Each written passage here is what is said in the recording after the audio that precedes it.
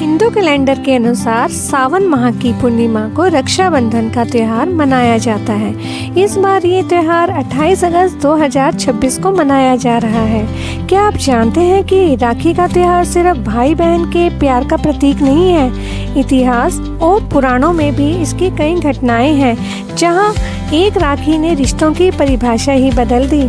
आखिर सबसे पहले राखी किसने किसको बांधी थी? आइए जानते हैं राखी की अद्भुत और रहस्यमयी कहानी। नमस्कार दोस्तों, राधे राधे। स्वागत है आपका अपने चैनल भक्ति रस STR में। उम्मीद है सब स्वस्थ होंगे, सुरक्षित होंगे। आज की वीडियो में हम जानेंगे कि आखिर रक्षाबंधन की परंपरा कहां से शुरू हुई और कैसे शुरू हुई, कारण क्या रहा।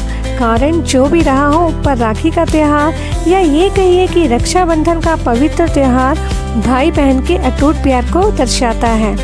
अगर कभी बहन को भाई की जरूरत पड़े या भाई को बहन की जरूरत पड़े तो वो उस कठिन समय या अच्छे समय में एक दूसरे के साथ खड़े हो सके। वीडियो अंत तक देखिएगा, बिना स्किप किए, जानकारी अधूरी रह जाएगी। चैनल पर अगर आप नए हैं तो प्लीज़ चैनल को लाइक कीजिए, शेयर कीजिए एंड सब्सक्राइब कीजिए और भक्ति रस चैनल के साथ बने रहिए। तो चलिए शुरू करते हैं। भविष्य पुराण में कहीं पर लिखा है कि सबसे पहले इंद्र की पत्नी शची ने वृत्रसुर से युद्ध में इंद्र की रक्षा के लिए रक्षा सूत्र बांधा था। इसलिए जब भी कोई युद्ध में जाता है तो उसकी कलाई पर कलाया या मोली या रक्षा सूत्र बांधकर उसकी पूजा की जाती है। देवी लक्ष्मी ने राजा बलि को अपना भाई मानकर हाथों में अपने पति की रक्षा के लिए ये बंधन बांधा था और अपने बंधक पति श्री हरि विष्णु को अपने साथ ले गई थी। दूसरी कथा हमें स्कंद पुराण, पद्म पुराण और श्रीमद् भागवत पुराण में मिलती है। कथा के अनुसार भगवान विष्णु ने अदिति के गर्भ से वामन अवतार लिया और ब्राह्मण के वेश में असुर राज राजा बलि के द्वार भिक्षा मांगने पहुंच गए। चूँकि राजा बलि महान दानवीर थे तो उन्होंने वचन दे दिया कि आप जो भी मांगेंगे मैं वह दूंगा। भगवान ने बलि से भिक्षा में 3 पग भूमि मांग ली। बलि ने तत्काल हाँ कर दिया क्योंकि 3 पग ही भूमि तो देना था। लेकिन जब भगवान वामन ने अपना विशाल रूप प्रकट किया और 2 पग में सारा आकाश, पाताल और धरती नाप लिया, फिर पूछा कि राजन अब बताइए तीसरा पग कहाँ रखूं? तब विष्णु भक्त राजा बलि ने कहा, भगवान आप मेरे सिर पर रख लीजिए। फिर भगवान ने राजा बलि को रसताल का राजा बनाकर अजर अमर होने का वरदान दे दिया। लेकिन बलि ने इस वरदान के साथ ही अपनी भक्ति के बल पर भगवान से रात दिन अपने सामने रहने का वचन भी ले लिया। भगवान विष्णु वामन अवतार के बाद पुनः लक्ष्मी के पास जाना था, लेकिन भगवान ये वचन देकर फंस गए। वह वहीं रसातल में बलि की सेवा में रहने लगे। उधर इस बात से माता लक्ष्मी चिंतित हो गई कि आखिर भगवान विष्णु को कैसे लाया जाए। ऐसे में नारद जी ने लक्ष्मी जी को एक उपाय बताया। तब लक्ष्मी जी ने राजा बलि को राखी बांधकर अपना भाई बना लिया और अपने पति को अपने साथ ले आई। उस दिन सावन मास की पूर्णिमा तिथि थी। तभी से ये रक्षाबंधन का त्योहार चला आ रहा है। आता है कि राजसूय यज्ञ के समय जब श्री कृष्ण ने शिशुपाल का वध कर दिया था तो तब उनकी उंगली से खून बहने लगा था। इसे देखकर द्रौपदी ने तुरंत ही अपनी साड़ी का एक टुकड़ा फाड़कर उनकी उंगली पर बांध दिया था। इस क्रम के बदले में श्री कृष्ण ने द्रौपदी को आशीर्वाद देकर कहा था कि एक दिन मैं अवश्य तुम्हारी साड़ी की कीमत अदा करूंगा। इन कर्मों की वजह से श्री कृष्ण ने द्रौपदी के चीरहरण के समय उनकी साड़ी को इस पुण्य के बदले में ब्याज सहित इतना बढ़ाकर लौटा दिया और उनकी लाज बच गई। कहते हैं इसी दिन के बाद रक्षाबंधन पर बहन द्वारा राखी बांधने की परंपरा की शुरुआत हुई थी। लेकिन रुकिए, राखी की कहानी यहाँ खत्म नहीं होती। एक समय ऐसा भी आया जब एक रानी ने अपने राज्य की रक्षा के लिए एक बादशाह को राखी भेजी और फिर जो हुआ उसने इतिहास ही बदल दिया। आखिर कौन थे वे लोग, जानिए आगे। रानी कर्णावती और हुमायूं की कहानी।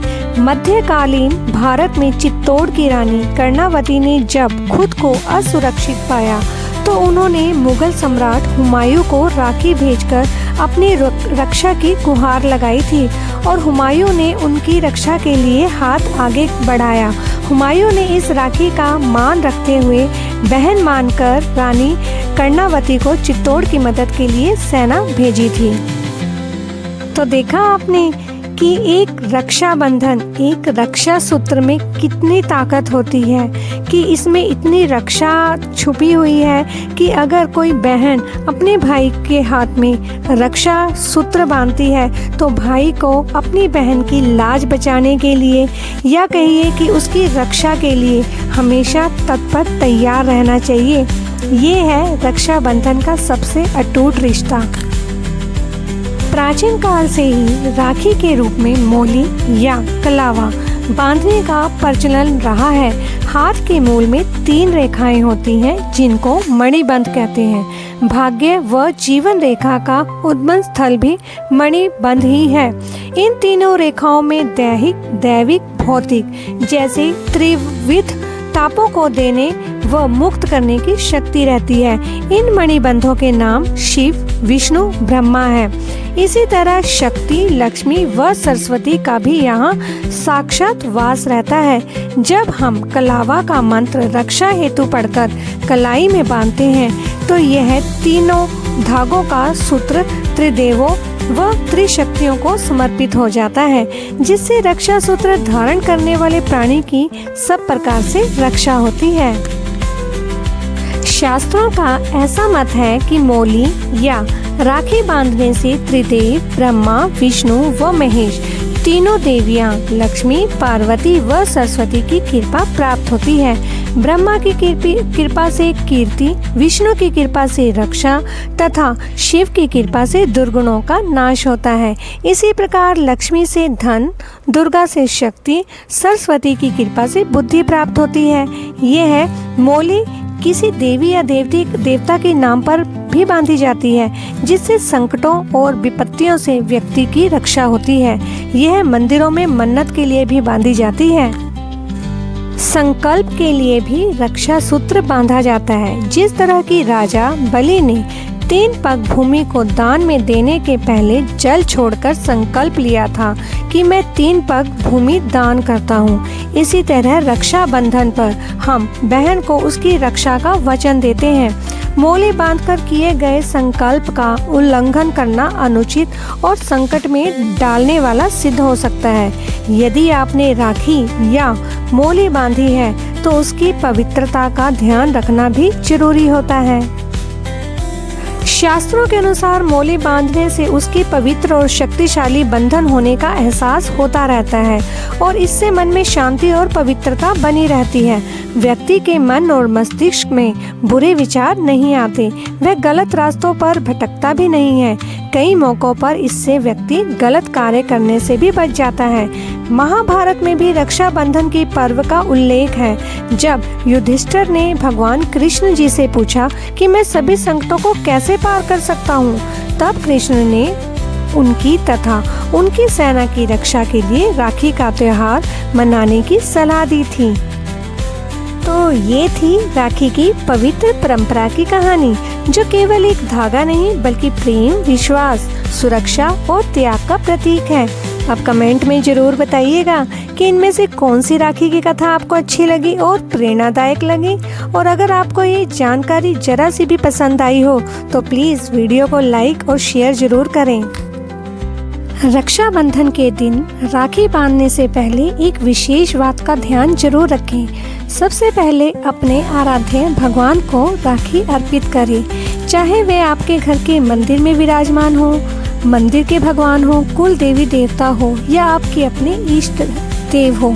सबसे पहले उन्हें श्रद्धा और प्रेम से राखी समर्पित करें, भगवान जी को मिठाई का भोग लगाएं, उनका आशीर्वाद प्राप्त करें। इसके बाद ही आप अपने भाई की कलाई पर राखी बांधें, ताकि भगवान का आशीर्वाद भी आपके भाई को मिले और भाई का तिलक करें और उसकी सुख समृद्धि तथा लंबी आयु की कामना करें। तो चलिए दोस्तों, अब जानते हैं 28 अगस्त 2026 का शुभ मुहूर्त, जिस समय में आपने अपने भाई की कलाई पर राखी बांधनी है। रक्षाबंधन का पावन त्योहार शुक्रवार 28 अगस्त 2026 को मनाया जाएगा। लेकिन हर साल की तरह इस साल भी भद्रा को लेकर लोगों के मन में शंका है।